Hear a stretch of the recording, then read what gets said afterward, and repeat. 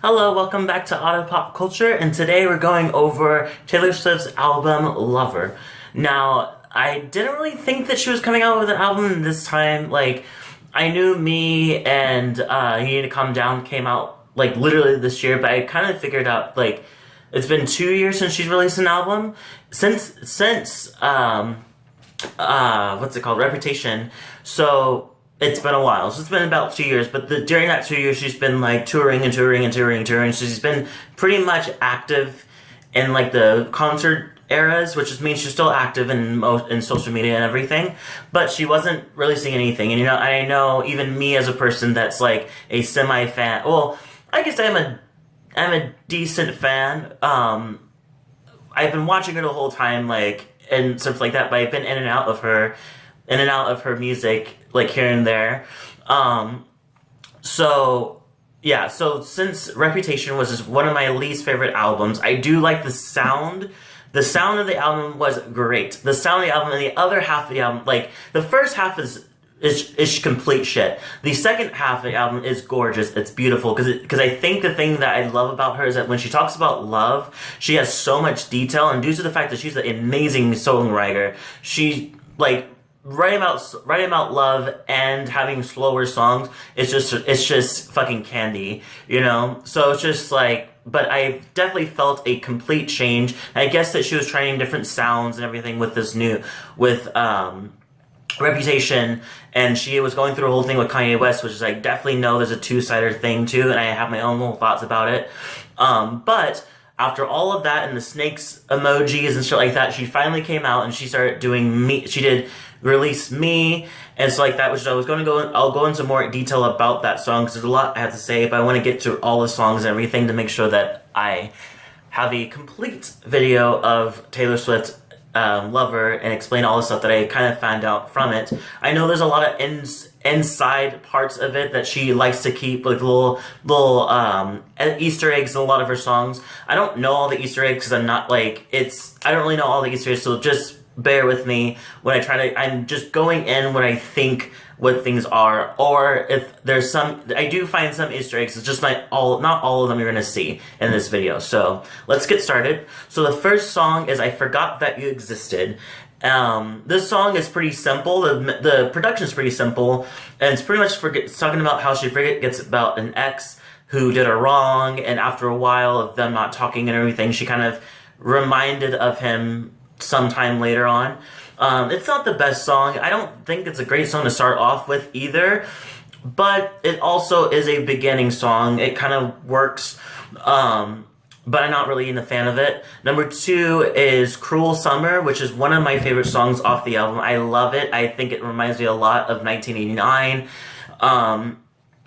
And I love the belting of the vocals and the bridge. I just don't think... one thing I don't like is the further belting after she says, I love you, isn't that the worst thing that you ever heard? And she's like, something, da, ba, ba. And it's just like, it's straining. You can definitely hear the strain of her voice, but it doesn't come off like soulful. And like, when soul singers, like R&B singers, or when people have like Demi Lovato, when you belt, you can hear it's coming from this chest. Hers is definitely coming from the throat, so you can hear that strain and that rasp.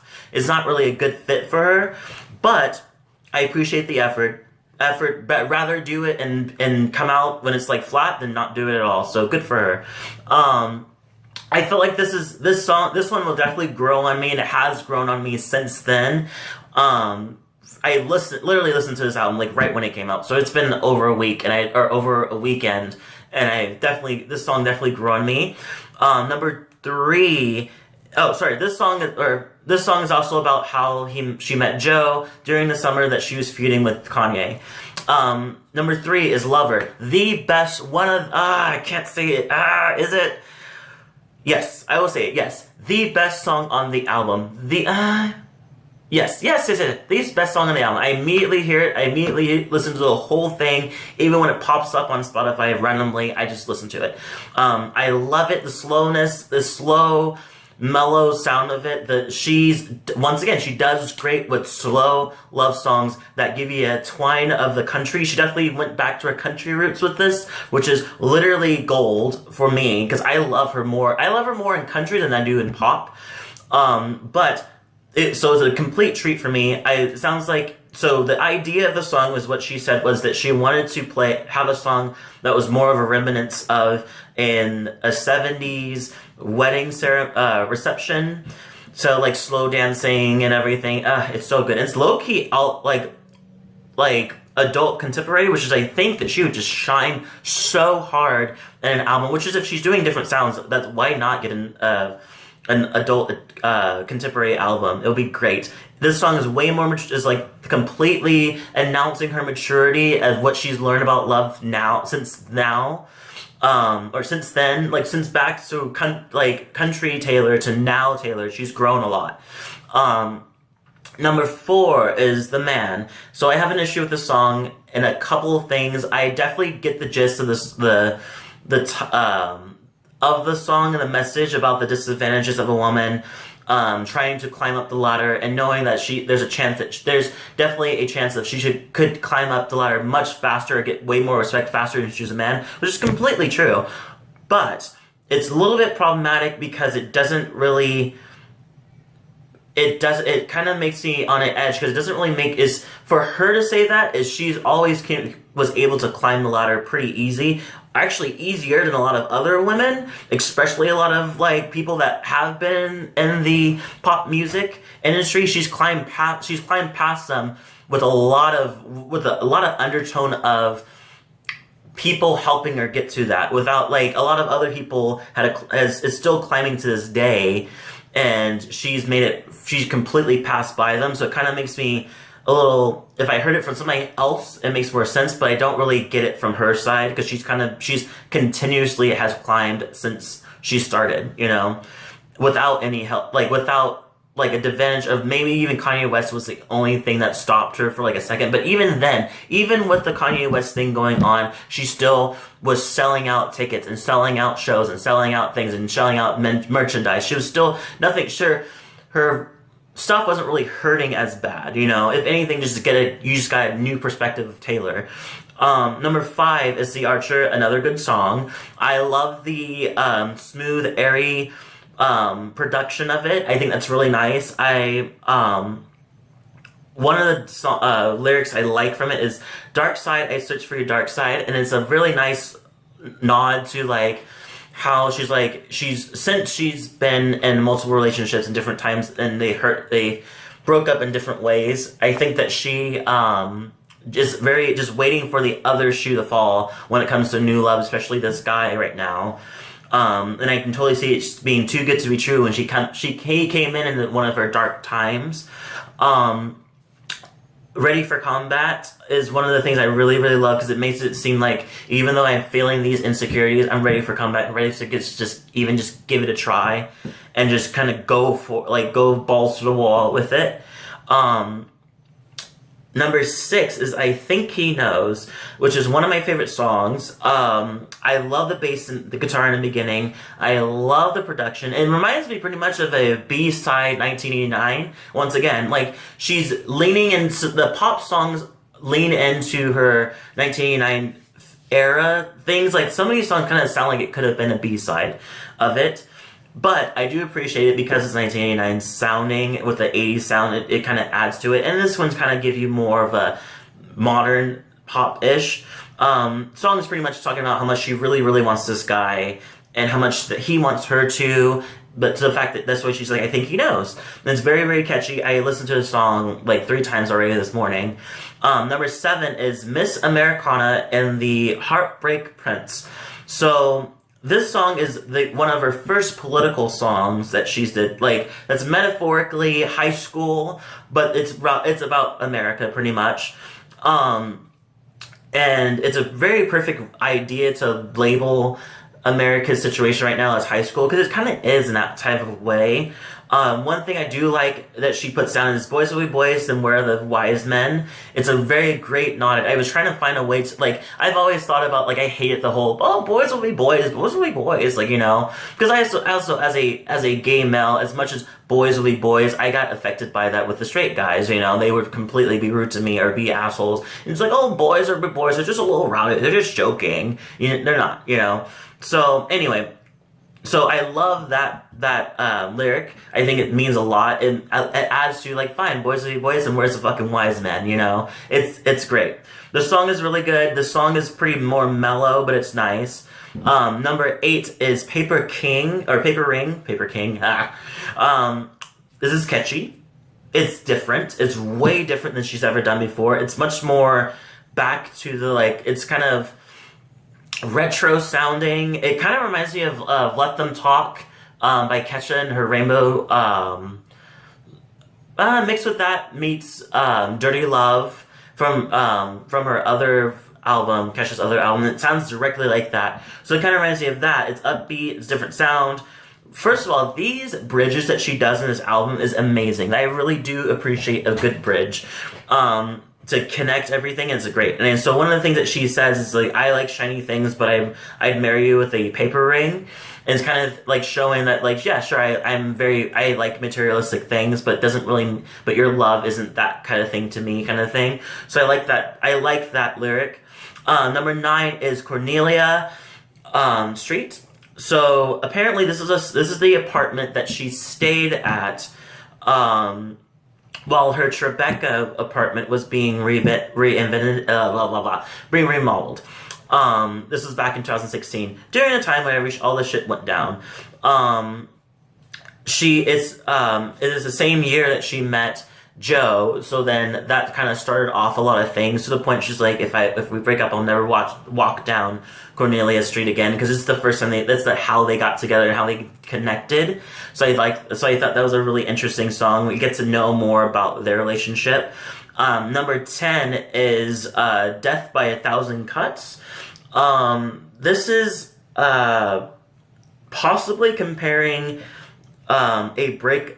it's comparing a possible breakup to death. Pretty much adding more to the Cornelia Street, how she's like, if we break up, we'll never walk down that street again. It also points out, like, this death is, like, horrible. Like, this breakup is so horrible, it kind of compares to death. But it's not, this one isn't really about her life. It's more about the Netflix original Something Great, which is a great great movie. I totally reviewed this earlier, so check it out. I like the acoustic guitars and the harp in the chorus. I think it's really great. This actually also points out more of her songwriting. Just, her songwriting is amazing. I will give that to her completely. London Boy is number 11.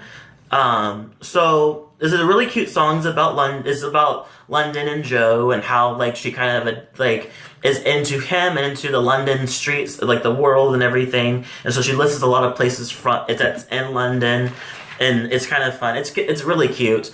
Number 12 is the Soon You'll Get Better, featuring Dixie Chicks. So I actually really like this song a lot, because I did not know about this whole thing with her mom having cancer, and she just, once again, her songwriting just solid with this song. The acoustic guitar with Dixie Chicks kind of in the background, like, you can kind of hear them. Like, I know one voice that's very obvious. I just don't know their names of each one, but one of the voices is very obvious here and there, but you can kind of barely hear them. And once again, it reminds me of Rainbow, when Kesha had Dolly Parton kind of figure in it, and it was like, I mean, she's there, but is she there? You know, like, does she need to be there? But I do appreciate, when you do hear it, it's lovely. This song is really beautiful. It was very, like, it threw me out completely. I was like, oh, this is a really touching song. Great song, great lyrics. Number 3 is False God. I barely like this one. I wasn't really into it. The idea is that she wants to worship this love like a false god, kind of thing. Very minimal production, but it's nice and smooth. There's sax, which is weird in the beginning, and in the chorus is kind of surprising. She doesn't really. There's never been a song that she's put sax in before, so that's good and it's different. But it's not really it's my least favorite. It's one of my least favorite songs. I'm not really into it. It doesn't really call to me. I don't really run back and listen to it. Number 14 is You Need to Calm Down, and we've talked about this song. I do not like it. I do understand the catchiness of it, but it reminds me too much of how I personally feel about her and her political stance, and how everything kind of came out this year, after almost 4 years of Trump, and after July. I don't understand. 2016 was a lot of things going on for her personally, but during the time, there's a lot of the people that were involved in her feud also were still involved with the political world as well while they're dealing with this feud. So it's just, for me, it's the ironicness of the placing of the song being placed during Pride, and talking about the song that we've been suffering for longer than that, and this is not even the worst part of the time that we've been suffering. So it's just like, I don't know, it's just like, it's 10 years too late, way too late. And one of the people that I watched one of the reviews on YouTube that pointed that too, like, he's like, it's been 10 years too late. It's for having this type of stance when a lot of other pop people stars have stood up for us way long ago and since the beginning, so it's just, I question the movement and kind of wondering if it's more signaling than it is virtue signaling, than it is I actually believe this, and it's been bubbling up in my soul for so long. Like, has it? Number 15 is Afterglow. This is the first time, the second time, I should say, because Back to December was about Taylor Lautner, how she kind of admitted that she's like, I was kind of a dick to you, I'm sorry. This is the second time that she actually takes blame in something, and she pretty much, the song is talking about how she took things out of proportion and these arguments, and she needs to understand it's about her, and needs to calm down, pretty much. And so I do appreciate that. I do like the sound of it-ish. Once again, it's not much of a song I go running back to. Number 16 is Me, featuring Brendan Urie. Okay, so it's completely... I didn't really understand the order of the reason for the song, but I guess it kind of continues. It goes well with Afterglow, because it's continues the whole thing. It's just like, I know I'm a mess. I know I have my flaws, but you'll never find another one like me. I'm excited. As much as I am this thing, I'm also exciting, which is not really a much excuse to be crazy. He's like, oh, but I'm not boring. I guess I'm assuming she's being playful with that term. But yeah.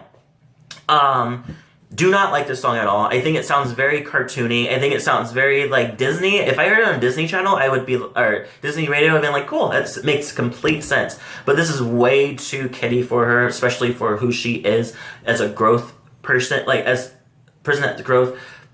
You can't do, first of all, you cannot do Lover and on the same track, on the same album, and also do Me. It's way too mature for her. And it shouldn't have been the single. It shouldn't have been the first single. It should not have been. Cruel Summer should have been it. Cruel Summer, hell, even like Cruel Summer, or even I Think He Knows, Miss Americana. Like, there's a lot of other songs that could have been the first single other than Me. Me is so like B-side, so here's a thing for your kids. It's stupid. I'm not into it. Number 17 is Nice to Have a Friend. Really cute song talking about two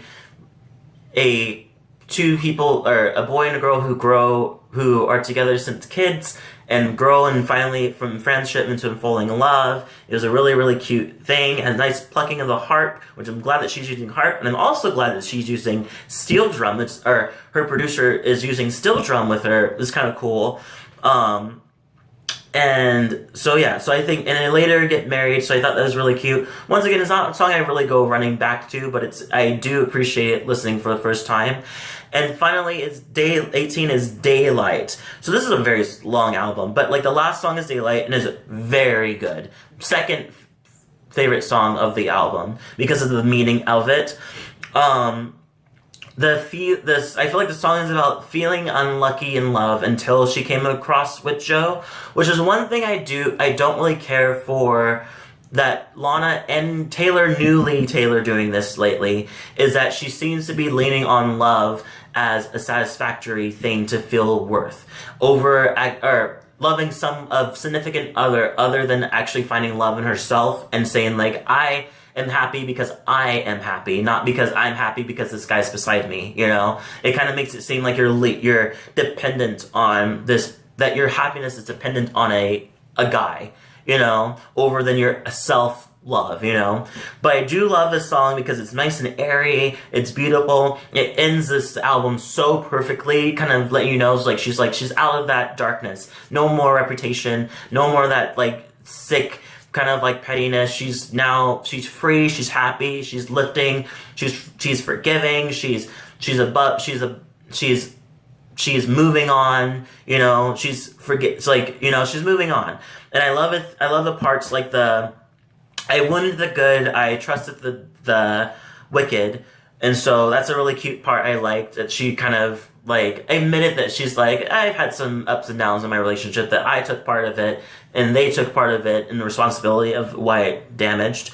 And I love this, like, she only sees daylight, referring to Joe's love, which I think is really cute, which is, I also saw her sneak in that a Red reference. She's like, I once believed love would be burning red. And one of my favorite songs off of Red is the best album that she's ever done. The best album. Better than 1989. And now she says it's now, I used to think it was burning red and now it's golden. And I was like, I like that. It's a great ending.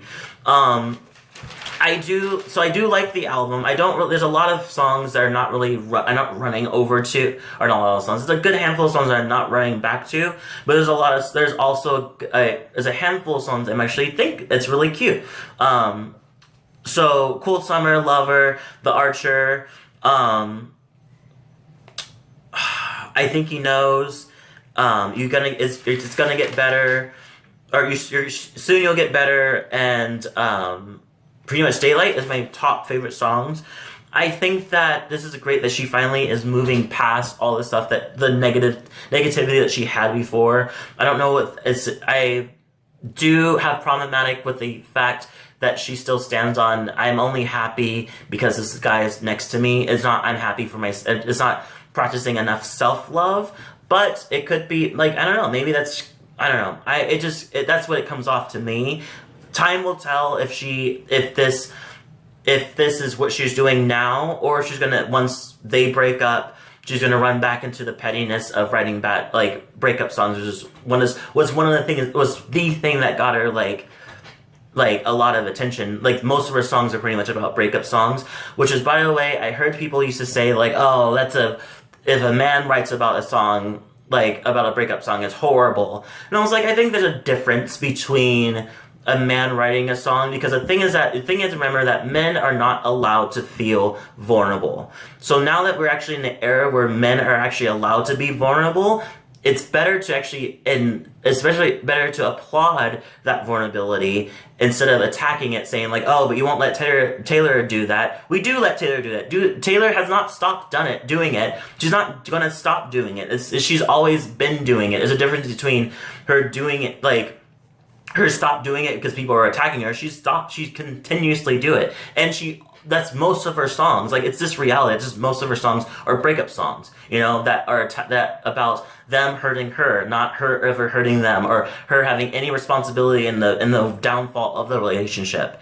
So I just think that it's one thing. And I know there's also the other side of men, like, singers who say, like, fuck that bitch, she can go burn in hell, blah, blah, blah, I'm gonna fuck her best friend. That's not who I'm talking about. Those people, we obviously know that those are toxic breakup songs.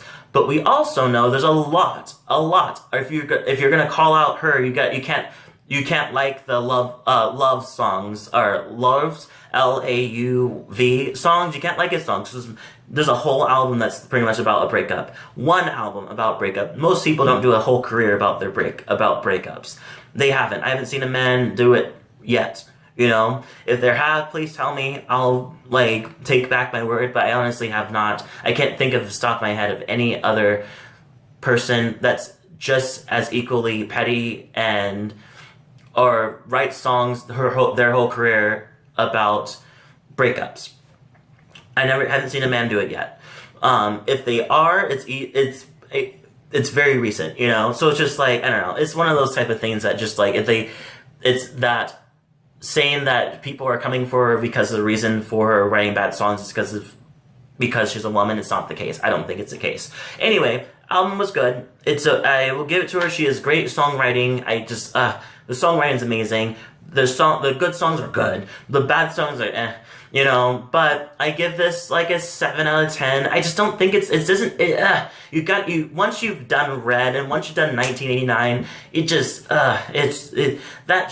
those things will never be compared to anything else, you know. And I think that I'm glad that she's out of Reputation world, but now she's kind of now she has to kind of improve herself. She's going against herself now, back to her, like, 1989 love, like, Red people. She has to, like, kind of fight that side. But anyways, so leave a comment below, tell me what you think, and I'll see you guys in the next video.